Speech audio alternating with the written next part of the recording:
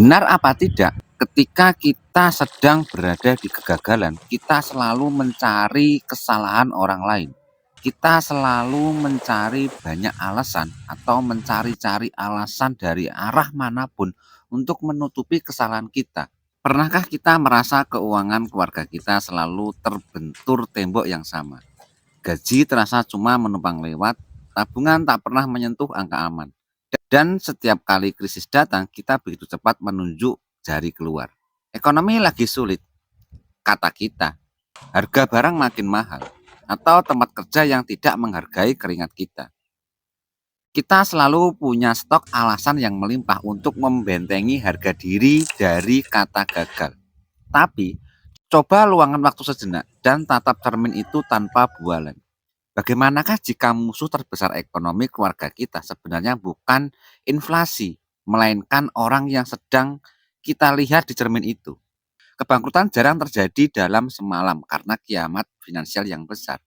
Kebanyakan keluarga hancur secara finansial bukan karena merugi miliaran dalam satu investasi gagal, melainkan karena bocor halus yang dianggap sepele setiap hari. Mengapa setiap stres harian harus dibayar dengan belanja inklusif? Takut terlihat kurang mampu di depan tetangga atau media sosial, hingga rela mengorbankan dana darurat demi simbol status.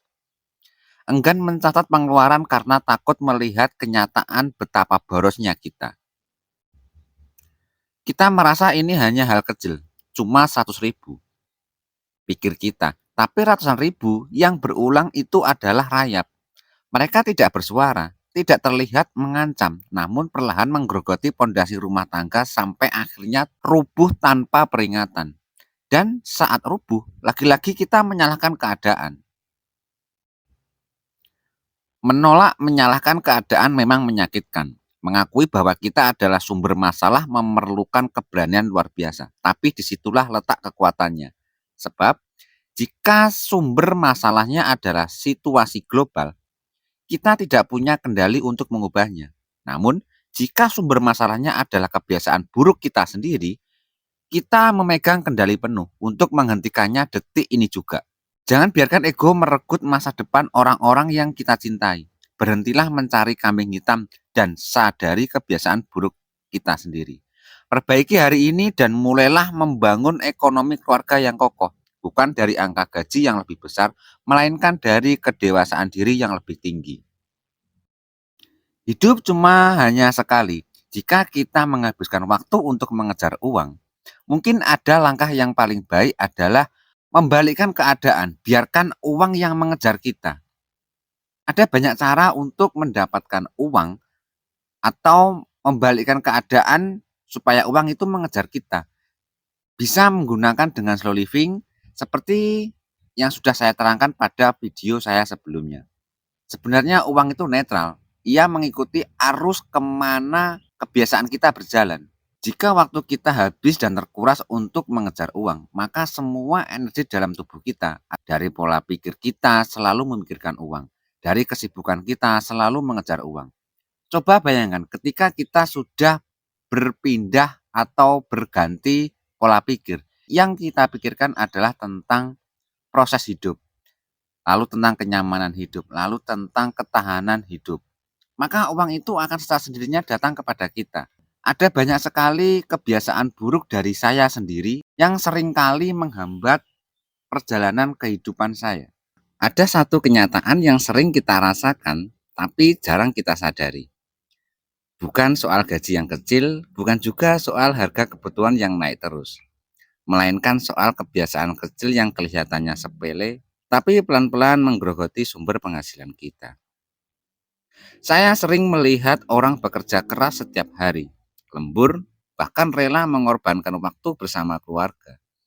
Tapi anehnya tabungan tetap kosong, dompet cepat habis, dan gaji seolah menguap entah kemana. Akhirnya yang tersisa hanya rasa capek dan perasaan kalah dengan keadaan. Yang lebih menyakitkan adalah saat kita sudah merasa melakukan yang terbaik, tapi hasilnya tak pernah seimbang.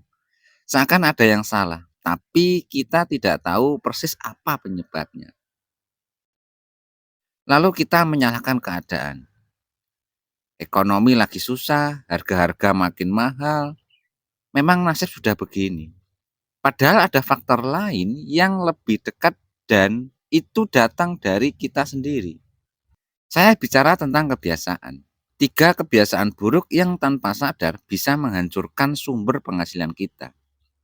Kebiasaan yang tidak terlihat besar tapi diam-diam membuat kita bocor secara finansial.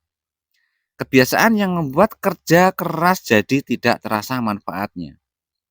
Bukan sekedar tentang bagaimana cara menambah penghasilan, tapi bagaimana kita menjaga agar apa yang sudah kita dapatkan tidak hilang sia-sia. Karena seberapapun besar penghasilan kita, kalau kebiasaan buruk ini terus dipelihara, hasilnya tetap sama. Dompet tipis, pikiran lelah, dan masa depan yang semakin kabur. Beberapa tahun lalu, saya sempat berada di titik yang bikin saya benar-benar tertekan. Saat itu, gaji bulanan saya lumayan cukup untuk hidup sederhana. Bahkan seharusnya bisa menabung sedikit demi sedikit. Tapi kenyataannya, tiap akhir bulan, rekening saya selalu mendekati nol. Rasanya aneh, tapi saya tidak merasa hidup boros. Saya mulai menyalahkan banyak hal. Harga barang yang naik terus, cicilan yang tak ada habisnya, sampai keadaan ekonomi yang katanya lagi sulit. Tapi ketika saya coba duduk diam dan jujur pada diri sendiri, saya menemukan sesuatu yang menyakitkan. Sumber masalahnya ternyata bukan di luar, tapi ada dalam kebiasaan saya sendiri. Ada tagihan kecil yang sebenarnya bisa saya bayar langsung, tapi saya tunda. Ada pekerjaan tambahan yang bisa saya kerjakan segera, tapi saya tunda juga. Hasilnya yang kecil jadi menumpuk, yang besar jadi tidak pernah terselesaikan. Ujung-ujungnya malah keluar biaya tambahan yang seharusnya bisa dihindari. Belanja kecil-kecilan sebagai pelarian. Ah, cuma kopi, cuma jajan online. Rasanya tidak seberapa, tapi setelah saya hitung-hitung jumlahnya, bisa ratusan ribu dalam sebulan. Sama saja seperti menyedot habis tabungan kecil yang sudah direncanakan. Saya juga kurang menghargai waktu. Saya sering membuang banyak jam dengan hal-hal yang tidak produktif, seperti main ponsel terlalu lama, scroll tanpa arah, atau sekedar rebahan sambil menunda pekerjaan penting. Padahal waktu itu bisa digunakan untuk mengerjakan hal-hal yang memberi nilai tambah. Saat sadar, saya kaget, bukan ekonomi yang menghancurkan saya, bukan juga gaji yang terlalu kecil, tapi tiga kebiasaan buruk yang dipelihara setiap hari. Momen itu menjadi titik balik untuk mengubah pola pikir dan mengatur ulang kebiasaan. Uang itu sebenarnya netral. Ia hanya mengikuti arah dari kebiasaan kita. Tiga kebiasaan buruk yang paling sering menghancurkan sumber penghasilan adalah yang pertama, menunda. Menunda itu seperti menumpuk sampah kecil setiap hari. Awalnya tidak terasa, tapi dibiarkan berbulan atau bertahun akan menjadi gunungan sampah. Akibat menunda bayar tagihan atau belajar hal baru adalah denda yang makin besar, peluang yang hilang, dan waktu yang tak bisa kembali.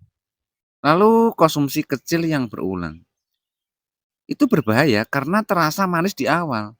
Jika setiap hari ada 20.000 yang keluar untuk hal sepele, sebulan itu bisa mencapai sekitar 600.000. Kalau setahun berarti 7 juta. Angka itu setara dengan biaya sekolah anak, cicilan motor, atau tabungan darurat. Kebiasaan ini seperti kebocoran kecil di dasar ember. Menyia-nyiakan waktu, waktu juga merupakan sumber penghasilan. Kita bisa kehilangan uang dan mencarinya lagi, tapi waktu yang hilang tak pernah kembali. Scroll tanpa arah, rebahan berjam-jam, dan ngobrol kosong berlebihan adalah bentuk membuang kesempatan untuk menciptakan sesuatu yang bernilai. Orang yang suka menunda biasanya mudah mencari pelarian lewat belanja kecil. Dan ketika waktu terbuang, rasa bersalahnya ditutupi dengan belanja lagi. Untuk keluar dari lingkungan ini, mulailah dari langkah-langkah kecil. Bayar tagihan tepat waktu, kurangi 1 atau 2 jajan kecil per minggu, dan tetapkan jam khusus tanpa gangguan untuk fokus. Perubahan besar lahir dari kebiasaan kecil yang konsisten. Menjaga penghasilan bukan hanya soal berapa banyak uang yang masuk, tapi soal seberapa bijak kita menjaga agar uang tersebut tidak bocor secara cuma-cuma. Aksi langkah kecil, bayar tagihan lebih cepat, catat pengeluaran kecil atau batasi penggunaan ponsel di malam hari. Coba ceritakan kepada kita semua, apa yang menjadi kebiasaan buruk kita selama ini. Bisa di-share di dalam komentar dan jangan lupa like video ini. Semoga video ini bermanfaat. Salam sehat, salam semangat, dan salam edukasi.